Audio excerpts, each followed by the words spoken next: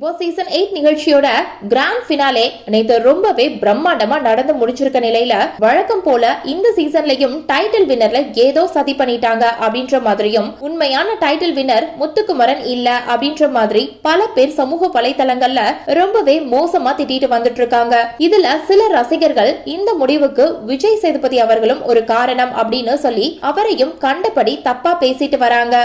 இந்த நிலையில இப்போ இத பத்தி முதன்முறையா நடிகர் விஜய் சேதுபதி அவர்களே என்ன சொல்லிருக்காரு அப்படின்னா, பிக் பாஸ் சீசன் 8 நிகழ்ச்சியை ஹோஸ்ட் பண்ணத நான் ரொம்பவே பெருமையா பாக்குறேன். ஏன்னா கமல் சார் மாதிரி ஒரு மிகப்பெரிய லெஜெண்ட் ஹோஸ்ட் பண்ண ஷோவை நான் ஹோஸ்ட் பண்ணிருக்கேன். ஒரு வழியா இந்த ஷோ ரொம்பவே சூப்பரா முடிவுக்கு வந்துடுச்சு.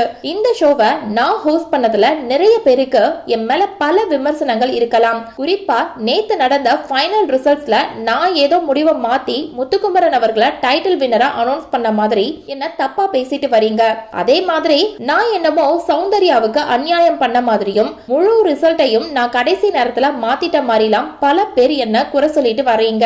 இதெல்லாம் கொஞ்சம் கூட நியாயமே இல்ல.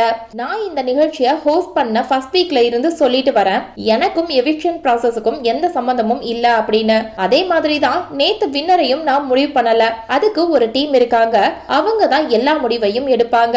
அதுல முத்துக்குமரன் அவர்கள் தான் அதிகமான ஓட்ஸ் வாங்கி வின் பண்ணதா சொல்லி சொன்னாங்க.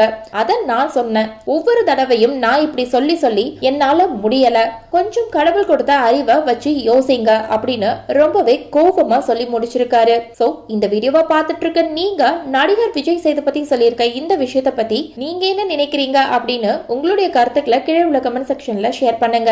மேலும் இது போன்ற பல முக்கியமான செய்திகளை தெரிஞ்சுக்க நம்ம சேனலை மறக்காம சப்ஸ்கிரைப் பண்ணுங்க.